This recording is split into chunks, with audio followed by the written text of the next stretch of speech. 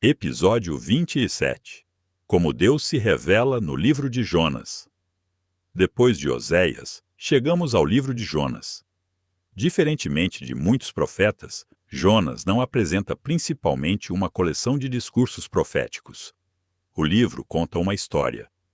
Deus envia seu profeta a uma cidade estrangeira. O profeta foge. Deus o confronta, e no processo, revela não apenas sua misericórdia para com Nínive, mas também o estado do coração de seu próprio mensageiro. A história começa com uma ordem clara. Deus chama Jonas para ir a Nínive e anunciar contra ela. Nínive era uma importante cidade do Império Assírio, uma potência conhecida por sua violência e que representava uma ameaça para os povos ao seu redor. Jonas, porém, não quer cumprir a missão. Em vez de caminhar em direção a Nínive, ele foge para Tarsis. Essa reação é fundamental para compreender o livro. Jonas não está simplesmente com medo da missão. Mais adiante, descobriremos que ele conhece o caráter misericordioso de Deus, e justamente por isso não deseja que Nínive seja poupada. O profeta sabe que, se aquela cidade se arrepender, Deus poderá demonstrar misericórdia. Assim, Jonas tenta fugir da missão de Deus. Mas o livro mostra imediatamente uma verdade fundamental. Ninguém pode escapar do governo do Senhor. Jonas desce até Jope, encontra um navio e embarca para Tarsis. Então, Deus envia uma grande tempestade sobre o mar. Os marinheiros ficam apavorados, enquanto Jonas dorme no interior do navio. A cena é cheia de ironia. Os marinheiros pagãos demonstram preocupação e clamam aos seus deuses, enquanto o profeta do verdadeiro Deus está dormindo e fugindo da missão que recebeu. Quando descobrem que Jonas é a causa da tempestade, ele reconhece que está fugindo do Senhor. Os marinheiros então perguntam o que devem fazer. Jonas sabe que a tempestade está relacionada à sua desobediência e diz que deve ser lançado ao mar. Os marinheiros inicialmente tentam evitar isso, mas finalmente clamam ao Senhor e lançam Jonas nas águas. Imediatamente o mar se acalma. E aqui encontramos outra revelação importante. Deus governa até mesmo a criação. O vento obedece. O mar obedece. A tempestade obedece. Mais tarde, um grande peixe obedecerá. A natureza inteira aparece no livro como instrumento sob o governo soberano de Deus, enquanto o próprio profeta luta contra a vontade divina. Existe ainda uma ironia maior. Os marinheiros, que não conheciam o Senhor, começam a temê-lo. Eles oferecem sacrifícios e fazem votos ao Senhor. Enquanto isso, Jonas, o profeta enviado para anunciar a palavra, está tentando escapar. Isso mostra que Deus pode usar circunstâncias inesperadas para revelar quem Ele é. O Senhor não depende da disposição perfeita de seu mensageiro para cumprir seu propósito. Mas Deus também não abandona Jonas em sua desobediência. Quando o profeta é lançado ao mar, Deus providencia um grande peixe para preservá-lo. O peixe não aparece simplesmente como um castigo. Ele se torna também um instrumento de misericórdia. Jonas estava caminhando para a morte, mas Deus o preserva. Aqui começamos a perceber uma característica que continuará sendo desenvolvida ao longo do livro. A misericórdia de Deus não se limita às pessoas que consideramos merecedoras dela. Jonas precisa experimentar essa misericórdia antes de compreender que Nínive também precisa dela. O profeta queria fugir da presença do Senhor, mas descobre que não existe lugar onde o governo de Deus não alcance. Ele queria controlar para onde iria. Deus controlava o caminho. Ele queria decidir quem merecia ouvir a mensagem. Deus havia decidido enviar sua palavra. Ele queria que Nínive fosse julgada. Deus queria primeiro oferecer uma oportunidade de arrependimento. Assim, a primeira parte de Jonas já revela algo profundo sobre Deus. Ele é soberano sobre os homens. sobre as nações e sobre a criação. Seu chamado não pode ser frustrado pela desobediência humana, e sua misericórdia alcança até mesmo aqueles que seu povo considera indignos. Mas Deus ainda precisará tratar o coração de Jonas. Antes de ensinar Nínive sobre arrependimento, o Senhor começará ensinando seu próprio profeta. E é dentro do ventre do grande peixe que Jonas começará a descobrir que a salvação pertence ao Senhor. Depois de ser lançado ao mar, Jonas experimenta aquilo que ele mesmo havia anunciado aos marinheiros. A vida do profeta está completamente nas mãos de Deus. No meio das águas, quando parecia não haver mais esperança, o Senhor providencia um grande peixe para preservá-lo. O mesmo Deus que enviou a tempestade agora providencia o meio de salvação.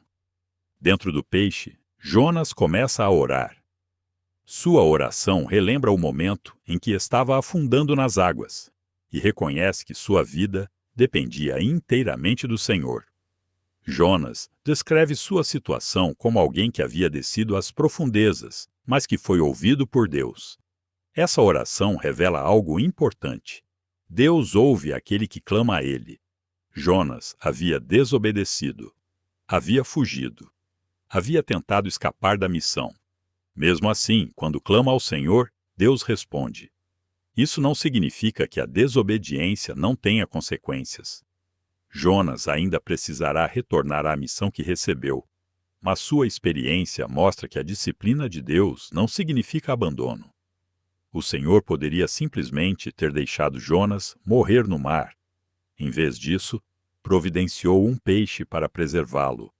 A tempestade que parecia destruição tornou-se parte do caminho pelo qual Deus conduziu o profeta de volta. Aqui aparece novamente um princípio que já encontramos em outros profetas.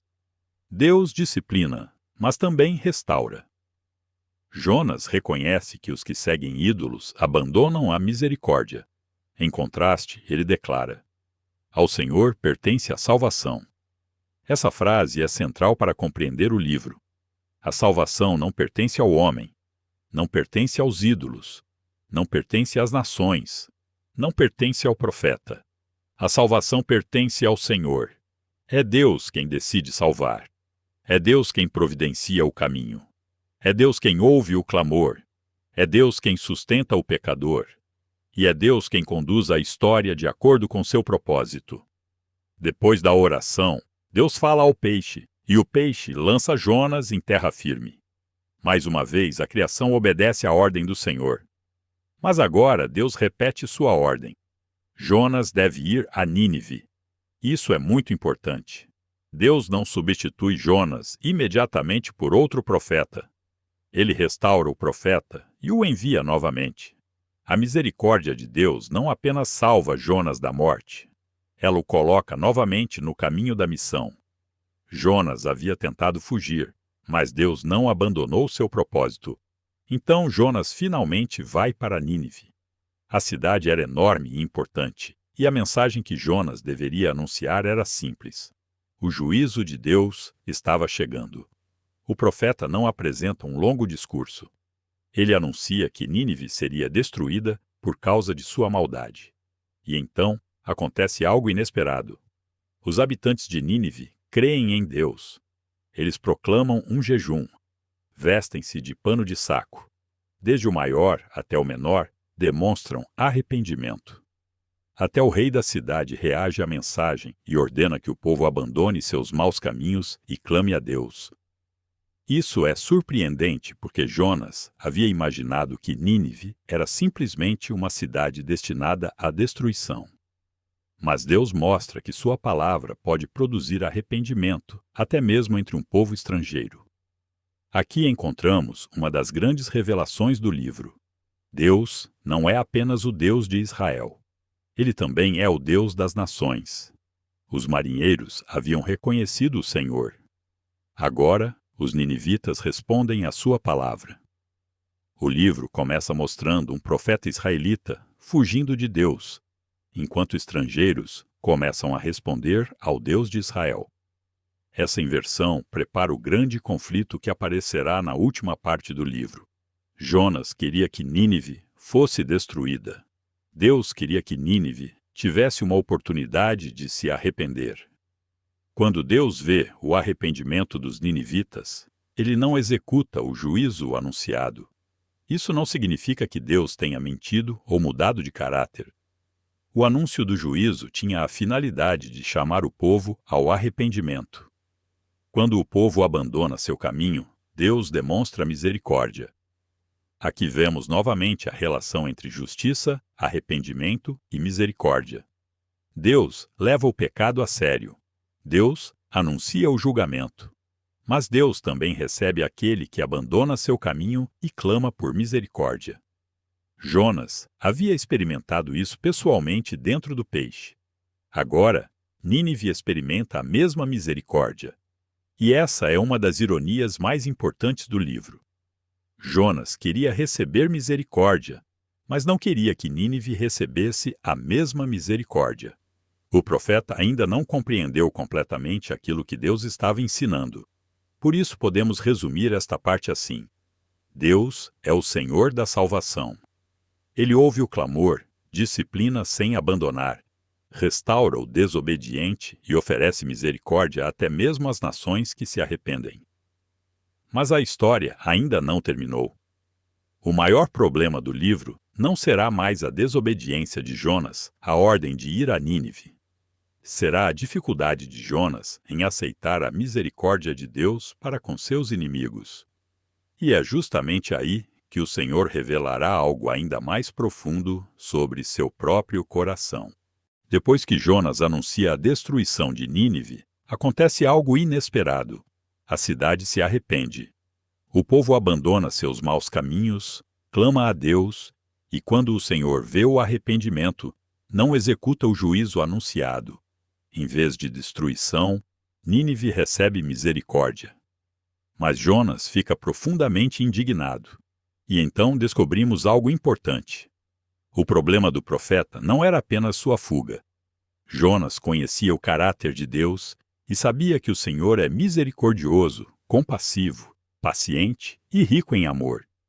Justamente por isso, não queria que Nínive fosse poupada. Jonas desejava receber a misericórdia de Deus, mas não queria que seus inimigos recebessem a mesma misericórdia. Aqui encontramos uma das grandes revelações do livro.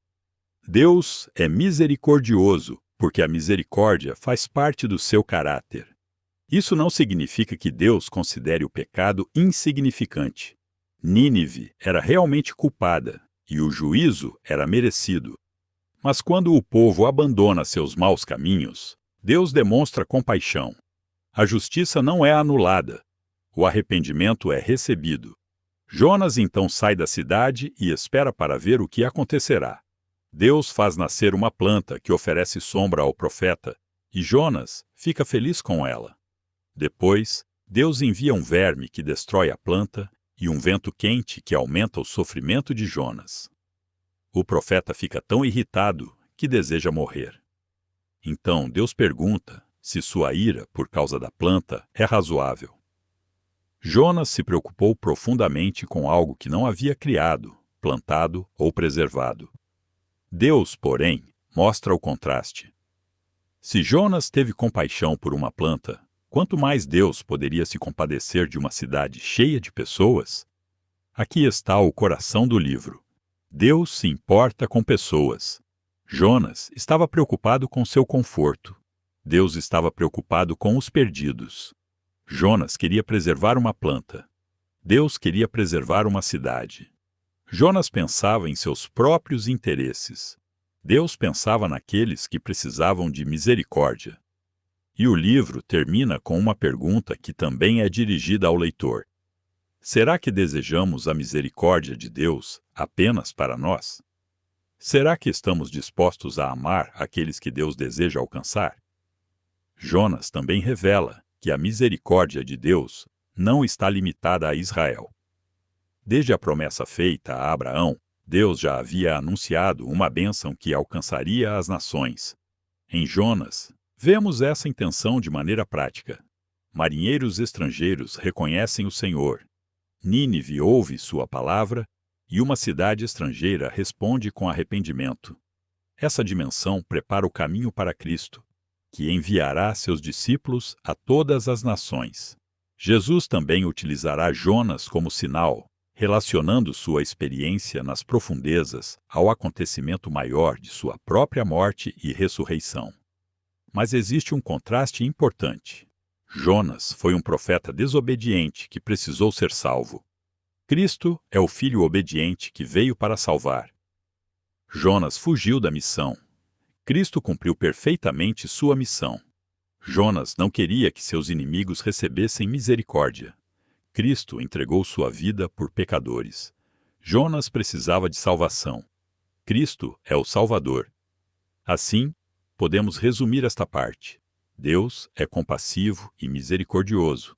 Deseja alcançar as nações e demonstra graça aos que se arrependem. O problema não está apenas naqueles que precisam se arrepender, mas também no coração do mensageiro, que precisa aprender a amar aqueles que Deus deseja salvar. O livro de Jonas termina de maneira diferente de muitos outros livros proféticos. Não encontramos uma longa descrição da restauração de Israel, nem uma conclusão explicando o que aconteceu depois. O livro termina com uma pergunta feita pelo próprio Deus. Isso mostra que Jonas não foi escrito apenas para contar a história de um profeta, mas para revelar o coração de Deus e confrontar o coração do homem. A grande questão é a misericórdia. Deus havia demonstrado misericórdia para com Jonas quando o salvou do mar. Agora demonstra misericórdia para com Nínive quando a cidade se arrepende. Mas Jonas não consegue aceitar que Deus tenha compaixão de seus inimigos. O Senhor, então, utiliza a planta para ensinar ao profeta. Jonas ficou profundamente preocupado quando perdeu a sombra que lhe trazia conforto. Deus mostra que, se Jonas teve compaixão por uma planta que não criou, quanto mais o próprio Criador poderia se compadecer de milhares de pessoas que estavam em Nínive. Essa comparação revela uma diferença fundamental entre o coração de Jonas e o coração de Deus. Jonas estava concentrado em seu próprio conforto. Deus estava preocupado com pessoas. Jonas queria que Nínive recebesse o castigo. Deus desejava que Nínive tivesse a oportunidade de se arrepender. Aqui encontramos uma das maiores revelações de Jonas. Deus é misericordioso até mesmo com aqueles que consideramos nossos inimigos. Isso não significa que Deus seja indiferente à maldade. O livro começa dizendo que a maldade de Nínive havia chegado diante dele. Deus viu a violência e anunciou o juízo. Mas quando a cidade respondeu com arrependimento, Deus demonstrou misericórdia. Portanto, misericórdia não significa chamar o pecado de certo. Significa que Deus pode perdoar aquele que abandona seu caminho e volta-se para ele. Essa verdade está presente em toda a Escritura. Deus julgou o pecado de Israel, mas chamou o povo ao arrependimento. Deus disciplinou Jonas, mas o restaurou. Deus confrontou Nínive, mas recebeu seu arrependimento. O mesmo Deus que julga também oferece misericórdia. Jonas também amplia nossa compreensão da missão de Deus. O Senhor não é apenas o Deus de Israel. Ele é o Criador de todos os povos. Desde Abraão, Deus havia prometido que, através de sua descendência, todas as famílias da terra seriam abençoadas. Jonas mostra que essa promessa já estava alcançando as nações. Os marinheiros ouviram sobre o Senhor. Nínive ouviu a mensagem. Os estrangeiros responderam. O Deus de Israel estava demonstrando que sua autoridade e sua misericórdia ultrapassavam as fronteiras de Israel. Isso prepara o caminho para o Novo Testamento. Cristo enviará seus discípulos não apenas a Israel, mas a todas as nações. O Evangelho alcançará povos que antes estavam distantes. E Jonas aponta para Cristo também através de um contraste. Jonas foi enviado, mas fugiu. Cristo foi enviado e obedeceu perfeitamente. Jonas não queria que seus inimigos recebessem misericórdia. Cristo entregou sua vida para salvar pecadores. Jonas precisou ser resgatado das profundezas. Cristo entrou na morte e ressuscitou para realizar a salvação. Por isso, quando Jesus fala sobre o sinal de Jonas, a história do profeta aponta para uma realidade muito maior: a morte e a ressurreição de Cristo. Jonas também nos ensina sobre a missão daqueles que são chamados por Deus. O mensageiro não é o centro da história. Deus é. Jonas queria controlar o resultado da missão. Deus mostrou que sua misericórdia é maior do que a visão limitada do profeta. Isso é uma advertência para nós.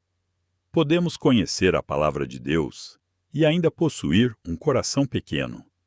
Podemos desejar a graça para nós mesmos e resistir quando Deus a demonstra a outras pessoas. Por isso, a pergunta final de Jonas permanece aberta. O livro não diz se Jonas finalmente compreendeu a lição. A pergunta é deixada para o leitor. Se Deus tem misericórdia, nós também devemos aprender a amar aqueles que Ele deseja alcançar. Ao reunir as principais revelações do livro, vemos que Deus é soberano, porque governa o mar, os ventos, os animais, os povos e os acontecimentos. É justo, porque confronta a violência e o pecado. É misericordioso, porque perdoa aqueles que se arrependem. É paciente, porque chama repetidamente ao arrependimento. É redentor, porque salva tanto o profeta quanto aqueles que ouvem sua palavra.